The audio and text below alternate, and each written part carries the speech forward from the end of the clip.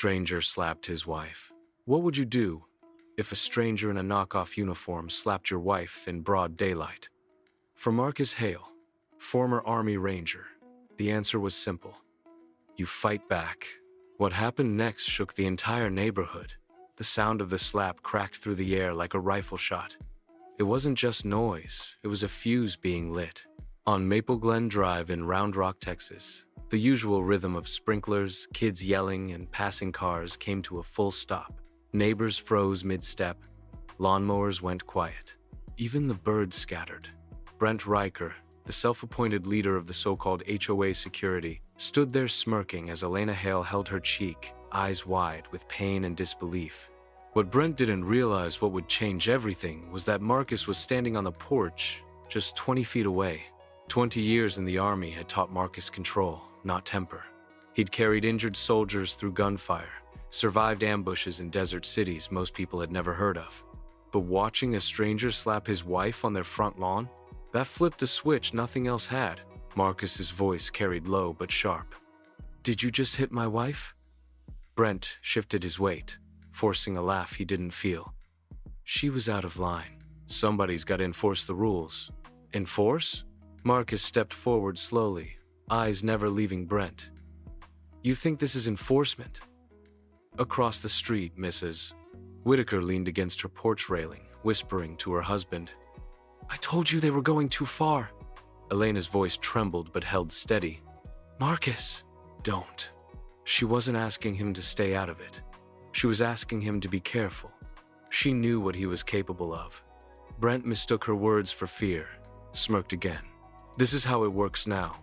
Break the rules. Pay the price." Marcus's tone dropped like a hammer. "For hitting my wife? Let me show you what a price really looks like." He moved so fast Brent never saw it coming.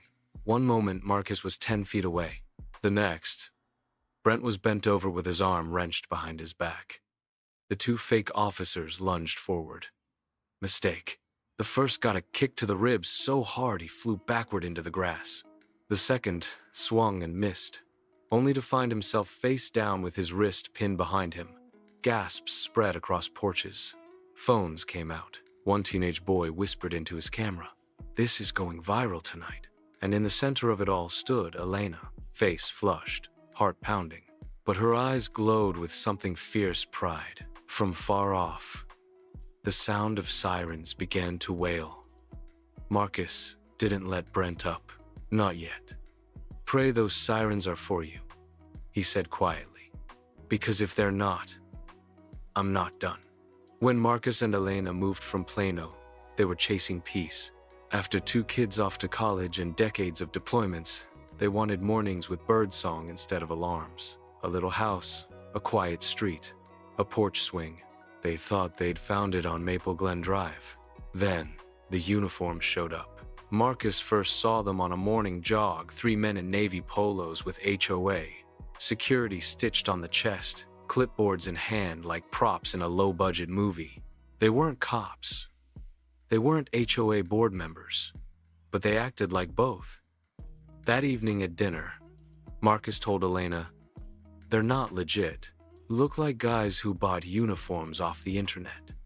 The next day, Brent himself stopped Elena near the mailbox. "Paint's peeling. 10 days or it's a fine," he said, too close, too smug. "The HOA usually sends letters," Elena said. "That's how it used to work," Brent replied. "We're stepping things up." The real HOA office had no idea what she was talking about when Marcus called. No security team, no inspections, no fines, which meant one thing: these men were making it all up. Stories spread quietly at first. Mrs. Whitaker had been told to change her curtains or pay $100. Mr. Patel found a fake violation taped to his mailbox. Naomi Brooks, a single mom, said Brent told her to hide her kids' bikes or there'd be consequences. People muttered, complained, but no one pushed back. Fear is like that. It makes you small before you even realize it. Until Brent mentioned Elena's name. That was the line Marcus couldn't ignore. Saturday was heavy with Texas heat when Elena stepped outside to trim her roses. She liked the quiet rhythm of it, clipping, shaping, clearing the walkway. The shadow fell before she saw him. Afternoon, Mrs. Hale, Brent said, clipboard tucked under his arm. Two men stood behind him like backup dancers. What now? Elena asked flatly. Violation. Regulation 12C. Landscaping blocking public access. She glanced at the roses. They've been like this since we moved in. Times change. Brent smirked. Fix it or pay the fine. I called the HOA, Elena said. You're not official. You're pretending. The smirk vanished. He stepped closer. Think you're brave because your husband's a soldier?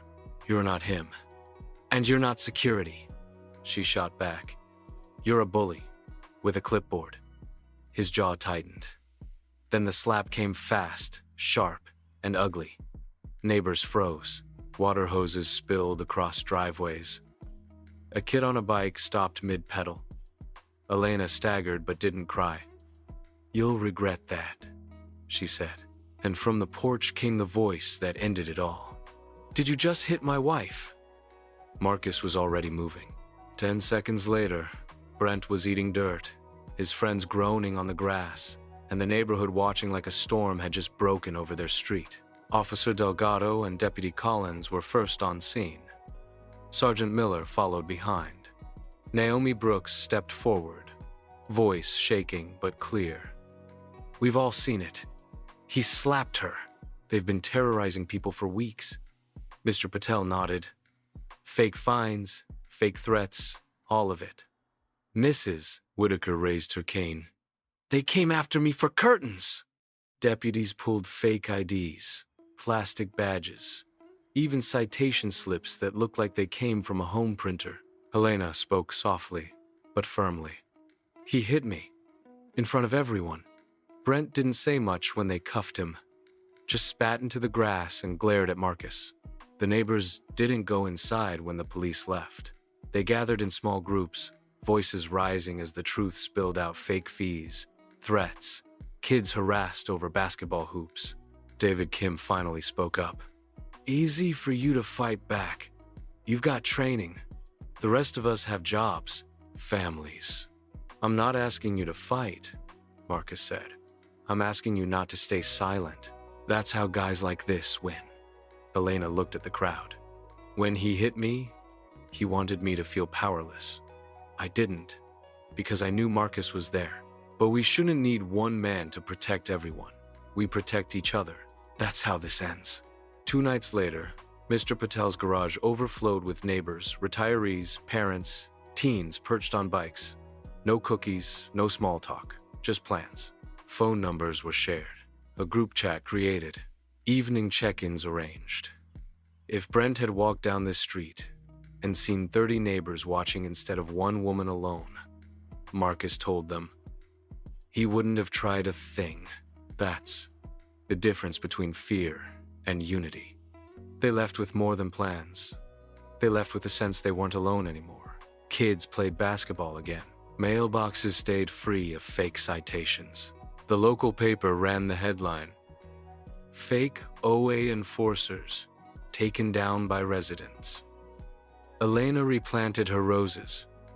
Every time I look at these, she said, I'll remember not the slap. What came after? Pain doesn't get the last word, Marcus said. Strength does. And on Maple Glen Drive, people learned courage wasn't about fighting. It was about refusing to let fear decide how you lived. Because the battles that matter most aren't overseas. They're right outside your own front door.